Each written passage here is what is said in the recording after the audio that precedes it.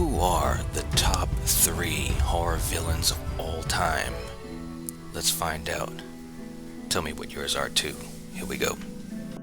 Lock your doors, bolt your windows, and turn off the lights. Make sure the kids are safe at home, cause you're headed to the Night Watch Zone. Night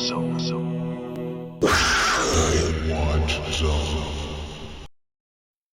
All right, guys, here we go. This is going to be a really quick discussion because I want to know from the horror fans, all of you guys out there, what is the big 3 of horror villain icons? That's my question. Now, I'm going to tell you guys my thoughts on it, and then, let's start a conversation and see if you agree. When I think of the biggest icons in horror, the way I look at it is, number 1, their popularity. Number 2, the body of work. You look at the franchises themselves, all of the movies in total, whether it's, the great ones or maybe the ones that aren't so great. But you also look at how long they've been around, how long have they been able to stay relevant. In my opinion, when we're talking about the 3 biggest horror icon villains, it's not even a question for me. And these are not in any particular order, so I'm just going to throw these out there.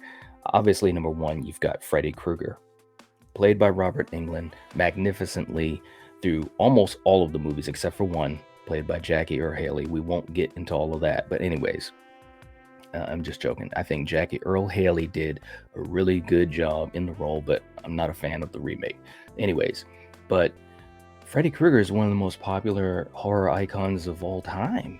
There's no question about that. Now, granted, we've been waiting a long time to see what's going to happen with the franchise and see if Robert's going to play Freddy one more time, or maybe in a couple of movies, and so forth and so forth. But even with all that being said, even though we haven't seen him in over a decade, as far as a movie is concerned, you got to have Freddy in that top 3. There's no question about it. Number 2, obviously, you got to have Jason in the mix. Jason, for me, was the beginning of my horror journey. That franchise really brought me in to being a big fan of horror. And here we are, the franchise has been around for 40 years and it's still so popular. The movies are still so popular. And even though, along with Freddy, we haven't seen Jason in over a decade. I've said this many times to friends. I've said it on live streams. I've said it in my videos. The fans that have been waiting for Freddy and Jason, and I'm one of them because I'm a huge Jason fan. All we have, other than some really great fan films, check those out, by the way, but all we have other than that is hopes and dreams. And I don't think we're going to be seeing a new Nightmare on Elm Street or Friday the 13th. I mean, it's going to at least be a couple of years, I really, really think. All that being said, Friday the 13th, Jason Voorhees has to be in the top 3. He has to be in the top 3. The movies, there's so many good entries in the franchise. There really, really is. If you're a horror fan, if you're a slasher fan, you obviously have seen a Friday the 13th movie.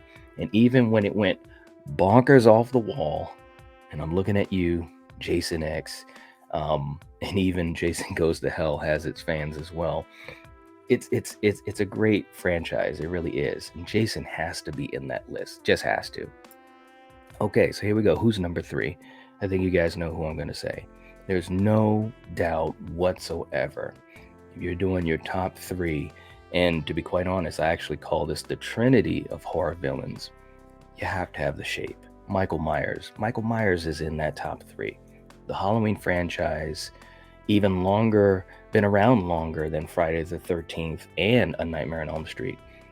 It's just crazy to think about the longevity of Michael Myers in this franchise. And right now we're in the midst, we're heading to the finish line of a trilogy that not only has redefined Michael Myers, but reignited a fandom for him and also the Halloween franchise. It's absolutely crazy. But awesome at the same time because it shows that even if a franchise has been around for a long time and you think you've seen it all, you think everything has been done that can be done in the franchise, you still got some other things to do. You can still make things fresh. So number 3 has to be Michael Myers. Those are the 3. That's the Trinity. Freddy, Jason, and Michael.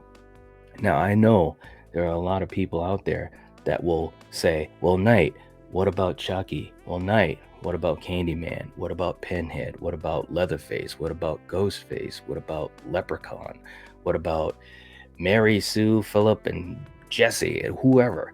I'm just saying, those are all great horror villains too, and I love all of those villains in their movies for a lot of different reasons. But when I think at the top 3, it's got to be those 3 for me. It's got to be those 3.